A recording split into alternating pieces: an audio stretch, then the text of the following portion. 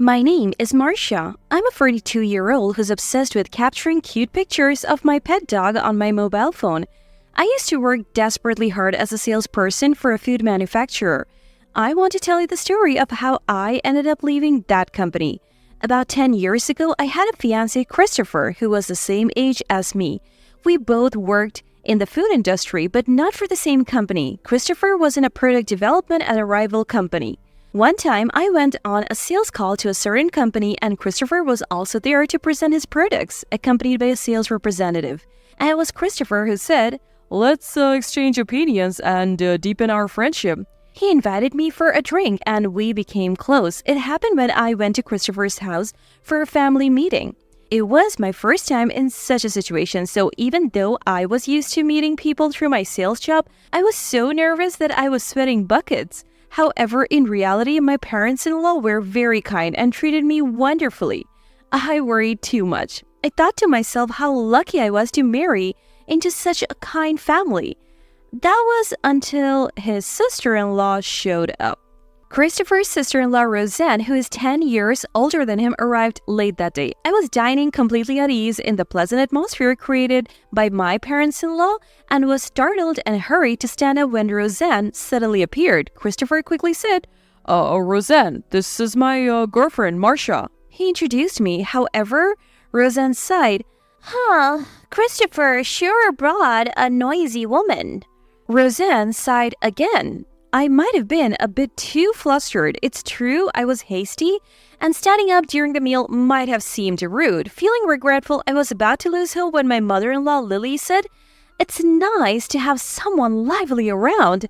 And he smiled at me. I couldn't tell if she was being sincere or just covering for me, but her warm response was a relief. Roseanne snorted and then sat at the same table as us. "So, you're Marcia, right? What do you do?" I am in sales, same as Christopher." Every word from Roseanne felt heavy and prickly. Is she a detective or something? "Sales, huh? Must be easy just selling stuff, right?" A line that could make every salesperson in the world an enemy, but I was too stunned by her sudden attack to respond. Christopher then said, "Roseanne, I know you might be stressed from work, but could you be a bit kinder in your words?" He defended me. "Work stress, isn't it the same for all workers?" I think I looked puzzled. "Roseanne married a guy who ran a high-end restaurant about 10 years ago and has been managing it ever since. 2 years ago, her mother-in-law, who was managing the place, passed away, and Roseanne took over." Hearing Christopher's explanation, I responded, "Really? Managing a high-end restaurant? That's impressive." But Roseanne, seemingly uninterested in expanding the conversation, just snorted without looking at me. Round 1. Roseanne's jab exploded. Caught off guard, I was hit squarely, losing my balance. About a month later, I was suddenly invited to dinner by Roseanne. Actually, I had exchanged contact details with Christopher's family at the family meeting, but it was just a formal exchange, so I was startled to hear from her.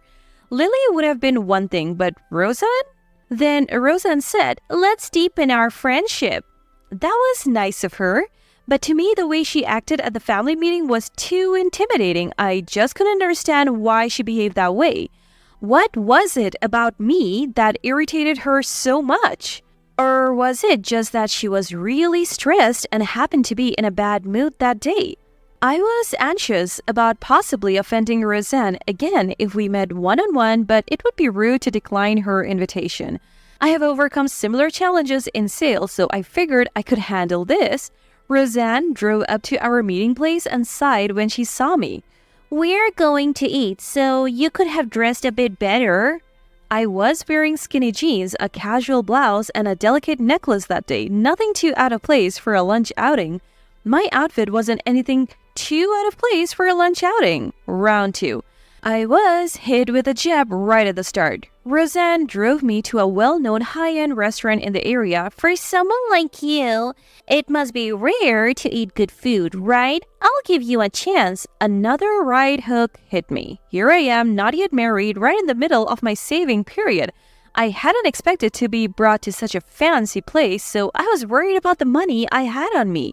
What if she ordered a full course? Would she be annoyed if I only ordered small individual dishes?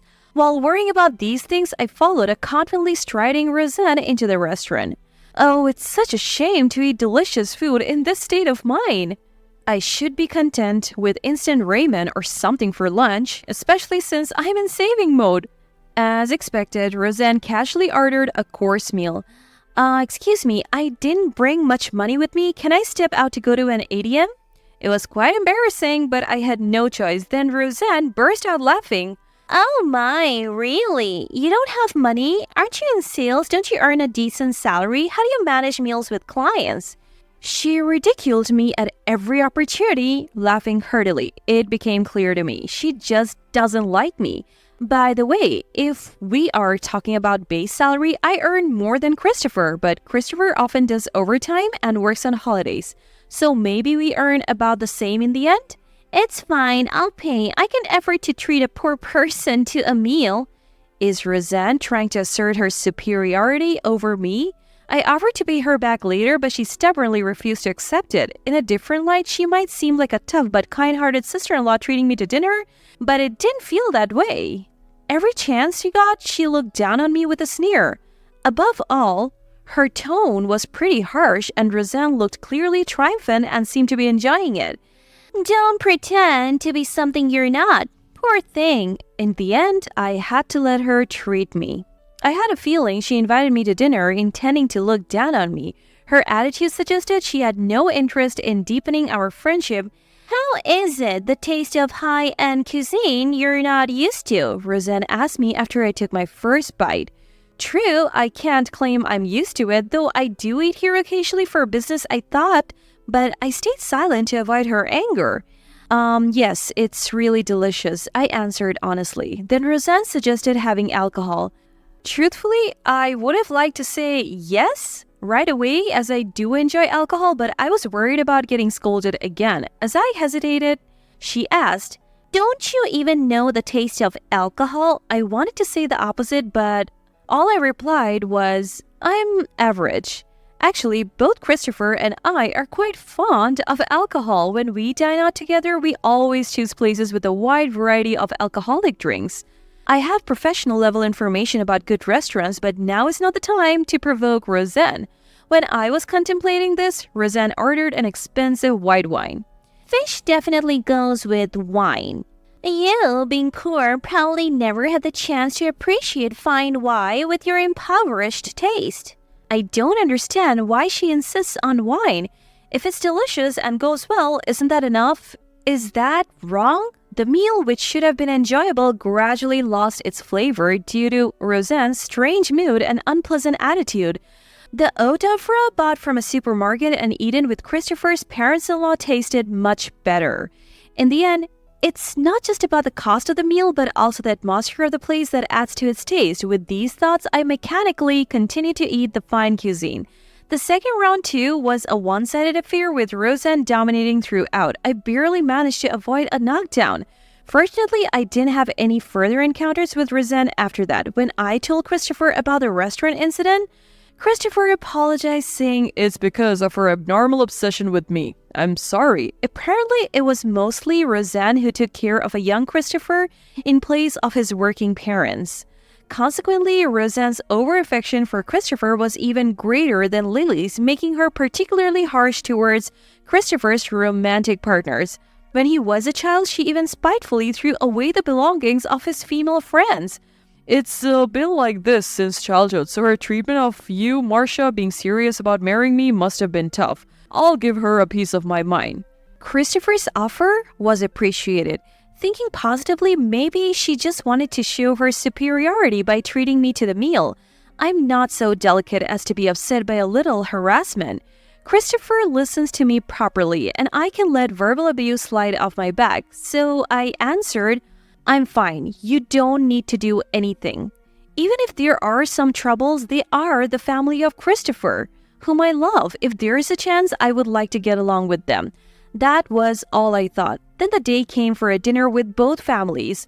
We invited both set of parents to the restaurant we planned to have our wedding at.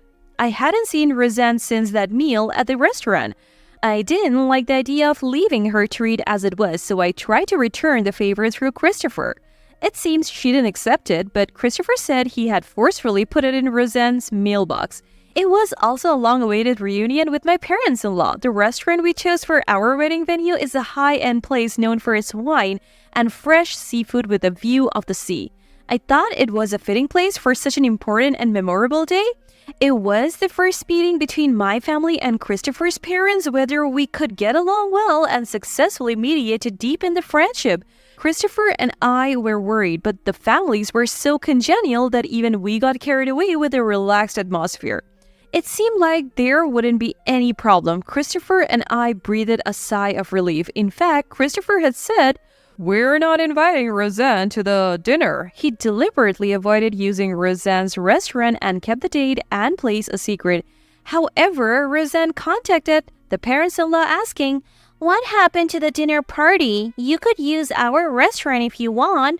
The information somehow got out in the course of that conversation. On the day of the event, Roseanne arrived late, citing a busy work schedule.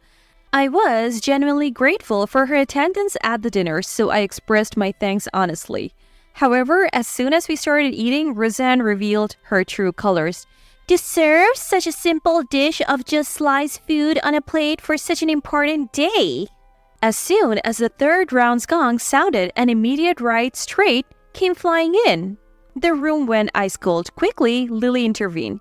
"It's delicious, isn't it?" Trying to change the subject. My mom, Wendy, also replied with a smile. "Yes, it pairs well with the wine." Roseanne was eating carpaccio. According to her logic of just slicing and serving, all carpaccios would fall under that category. I wonder if her restaurant has a ban on carpaccio. Pairs with the wine? Do you just drink famous wines without caring about the manufacturing process? That's why amateurs are troublesome. She said this with a smirk, clearly belittling Wendy. Not knowing what face to make, my parents looked at me troubled. "Roseanne, can you please not embarrass me?" Christopher was furious even though she was his sister. Lily too admonished Roseanne. "Enough is enough. Roseanne just can't let go of her little brother. It's quite a problem."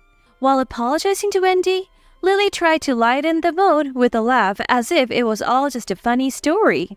But Roseanne, increasingly anxious as Christopher's wedding approached, was far from calming down. "Christopher, Mom, you both need to rethink this, marrying such a shabby girl." Roseanne was on the verge of exploding. When Roseanne's words finally enraged him, my dad Isaac stood up to confront her, but Wendy quickly stopped him. "I can't stand it. Such a poor, meager girl. You saw it today, didn't you? Both mother and daughter have no taste. I can't imagine what kind of meal she'll serve Christopher. Such poor upbringing." "Just let her talk." Isaac, no longer able to contain himself, threw his napkin on the floor, breaking free from Wendy's restraint. It seemed he had reached his limit. He probably wanted to confront Roseanne directly, but a shred of reason held him back. The dinner quickly turned into a complete disaster. "I'm not the bad one here. If you have something to say, just say it. Christopher doesn't need a girl and a family who can discern good from bad. Please leave now." "Understood. Everyone, we're leaving."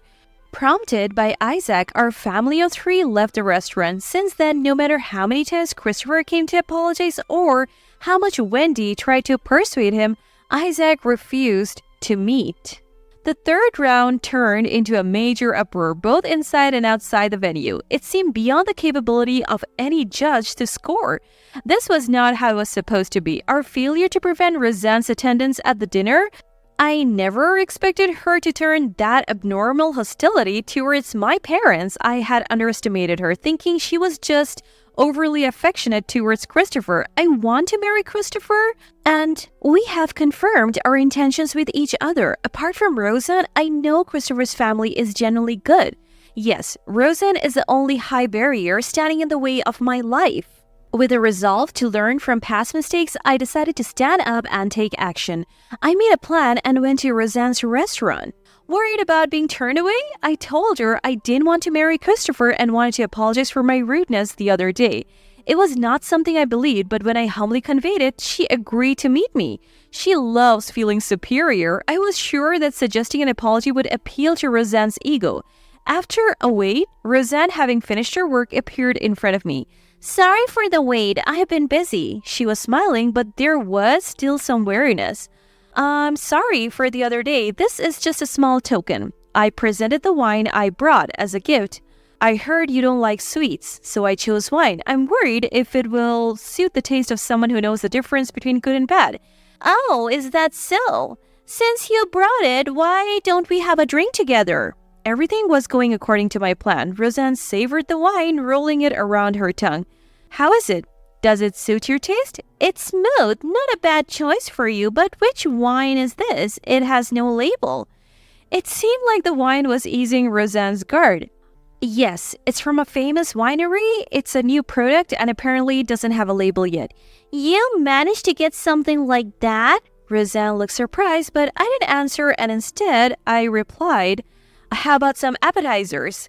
They might not be to your liking, but I would appreciate your expert opinion." Upon hearing this, Roseanne made a pleased expression.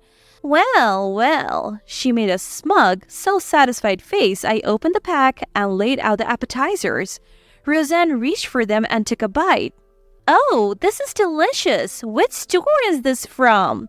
"Please?" Roseanne asked.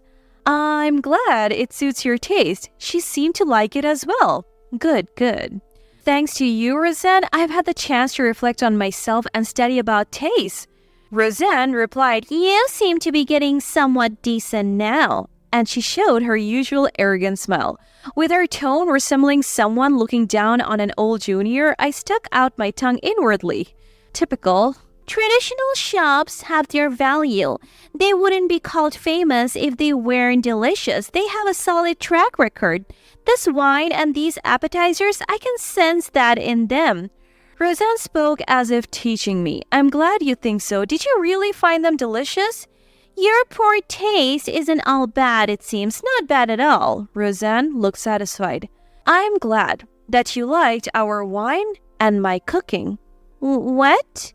Roseanne, with her wine glass in hand, froze at my beaming smile.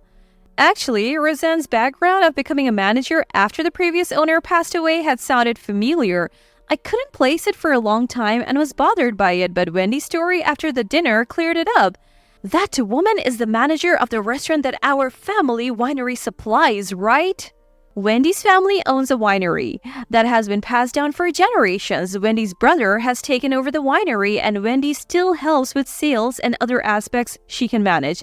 I secretly write anonymously for the winery website, contributing to the section with simple appetizers recipes that pair well with wines.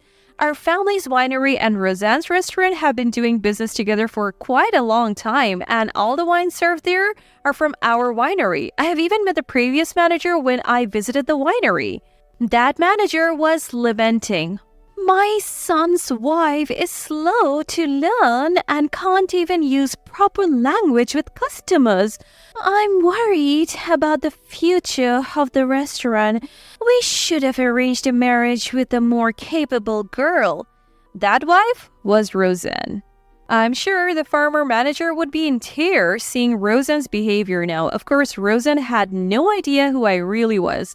I only found out through Wendy's comment, and honestly, I never connected Roseanne's restaurant with our family business. Roseanne has no idea that I'm related to her supplier. I saw this as an opportunity. The wine I brought as a gift was a new spring release. Soon, a tasting barrel of it will be delivered to Roseanne's restaurant. The appetizers were from a recipe that had received great feedback in my cooking column. "I am glad you enjoyed a specialty from a famous winery and my cooking," I said, smiling at Roseanne. Roseanne was still frozen. "The winery that does business with Roseanne's restaurant is my mom's family's winery." Let me see it again. "The winery you have been mocking? Is that winery my mother's family's business?" "What did you say?" Roseanne's face grew paler by the second. "Those appetizers are a popular item sold at the winery, and they are handmade by me. I'm delighted that you enjoyed the taste of a famous store's offerings."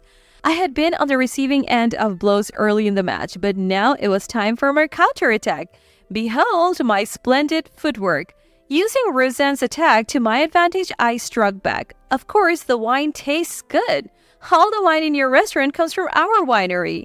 That labelless wine is a new release. "Stop making a fool of people," Roseanne's voice echoed through the restaurant, furious. "I'm not making a fool of anyone. You assumed they were from a famous store and enjoyed them thoroughly. I merely presented them." Roseanne seemed lost for words. "The wine is expensive, but the appetizers are inexpensive and unknown, yet you said they were delicious. Taste isn't determined by price or ingredients. It's about the maker's sincerity and the diner's openness. As someone managing a restaurant, you need to understand this. Besides, you have no right to boast about traditional flavors. You were completely fooled by my handmade cooking. Oh, maybe you and I have similar tastes because we are both poor?" Roseanne must have been very frustrated. "Shut up! Be quiet!" she yelled. I sneered at her. "Please stop. You've shown your true colors. The business between your restaurant and our winery is over. Unfortunately for you, find a new supplier. Goodbye." Ignoring the distraught Roseanne, I left the restaurant. Roseanne seemed to have no more will to fight. It was a TKO victory for me. Within a week, the business between Roseanne's restaurant and our winery was halted. Wendy had told her brother everything. However, I was concerned this might worsen my relationship with Christopher's family, so I decided to explain the whole situation to gain their understanding. Then Christopher told me he had disowned his sister Roseanne. It seems the parents-in-law decided to cut ties with their daughter to appease the furious Isaac and get his approval for mine and Christopher's marriage. It took some time, but Isaac eventually came to regard Christopher as a man who chose his daughter over his own sister, and we were able to get married without further issues. 10 years have passed since then. Roseanne's restaurant, which had been sustained through collaboration with our winery, gradually lost customers due to the cessation of our business relationship and was forced to close about a year ago. Her lack of consideration for her customers seemed to have accelerated the decline. Now I hear she and her husband are barely making ends meet with day jobs and part-time work. Meanwhile, I quit my job to become a housewife after giving birth. My husband's new product, which he developed, became a huge hit, leading to a double promotion. Once the children are a bit older, I dream of opening a bar in partnership with Wendy's family winery, utilizing my cooking skills. I want to create a place filled with smiles and warmth, delivering love and sincerity to our customers. Well, for now, I'm busy learning to cook meals that my child says are more delicious than appetizers, so that dream might have to wait a bit longer.